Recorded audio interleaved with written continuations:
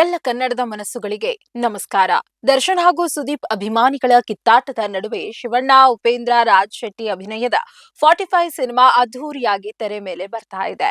ಇದೊಂದು ವಿಶೇಷ ಸಿನಿಮಾ ಅನ್ನೋ ಕಾರಣಕ್ಕೆ 45 ಚಿತ್ರದ ಬಗ್ಗೆ ಭಾರಿ ನಿರೀಕ್ಷೆ ಇದೆ. ಜೊತೆಗೆ ಸಿನಿಮಾಗೋಸ್ಕರ ಸಿಕ್ಕಾಪಟ್ಟೆ ಖರ್ಚು ಮಾಡಿದ್ದಾರೆ ಅನ್ನೋ ವಿಷಯ ಕೂಡ ಅನೇಕರಲ್ಲಿ ಕುತೂಹಲ ಹುಟ್ಟಿಸಿದೆ. ಇನ್ನೇನು ಸಿನಿಮಾ ನಾಳೆ ರಿಲೀಸ್ ಆಗತ್ತೆ ಅನ್ನೋ ಟೈಮಲ್ಲಿ ಪ್ರೀಮಿಯರ್ ಶೋನಲ್ಲಿ 45 ಸಿನಿಮಾ ನೋಡಿದವರು ಅಚ್ಚರಿಯ ಅಭಿಪ್ರಾಯಗಳನ್ನ ಹೇಳ್ಕೊಂಡಿದ್ದಾರೆ.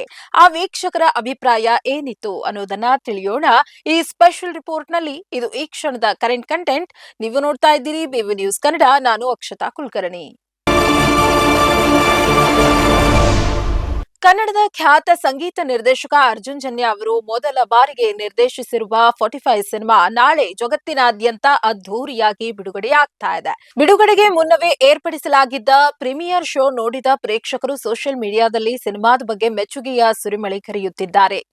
ಮೊದಲ ಪ್ರಯತ್ನದಲ್ಲೇ ಇಷ್ಟು ದೊಡ್ಡ ಮಟ್ಟದ ಸಿನಿಮಾವನ್ನ ಜನ್ಯ ಅವರು ಅತ್ಯಂತ ಶ್ರೀಮಂತವಾಗಿ ಹಾಗೂ ಅದ್ಧೂರಿಯಾಗಿ ತೆರೆಯ ಮೇಲೆ ತಂದಿದ್ದಾರೆ ಎಂಬ ಪ್ರಶಂಸೆ ವ್ಯಕ್ತವಾಗ್ತಾ ಇದೆ. ಈಗಾಗಲೇ ಪ್ರೀಮಿಯರ್ ಶೋ ನೋಡಿದ ಸಾಮಾಜಿಕ ಜಾಲತಾಣಗಳಲ್ಲಿ ತಮ್ಮ ಅಭಿಪ್ರಾಯ ಹಂಚಿಕೊಂಡು ಖುಷಿ ಪಟ್ಟಿದ್ದಾರೆ.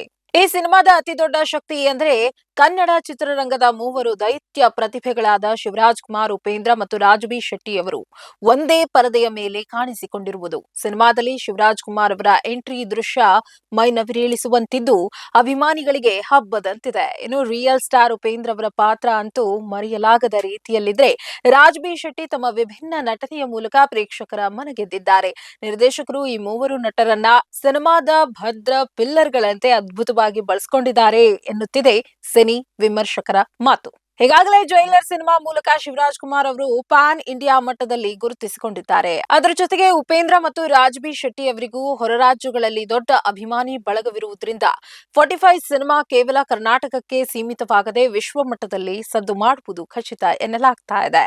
ಒಟ್ಟಾರೆಯಾಗಿ ಶ್ರೀಮಂತ ಮೇಕಿಂಗ್ ಮತ್ತು ಸ್ಟಾರ್ ನಟರ ಅದ್ಭುತ ಜುಗಲ್ಬಂದಿಯಿಂದಾಗಿ ಈ ಸಿನಿಮಾ ಬಾಕ್ಸ್ ಆಫೀಸ್ನಲ್ಲಿ ಹೊಸ ದಾಖಲೆ ಬರೆಯುವ ಮುನ್ಸೂಚನೆ ನೀಡಿದೆ. ಇನ್ನು ಈ ಸಿನಿಮಾ ಸೋಲಲಿ ಅಂತ ಕೆಲವು ದುಷ್ಟ ಮನಸ್ಸುಗಳಿಗೆ ತಾವು ಅಂದ್ಕೊಂಡ ಹಾಗೆ ಆಗ್ಲಿಲ್ಲ ಅನ್ನೋ ಬೇಸರವು ಕಾಣ್ತಾ ಇದೆ.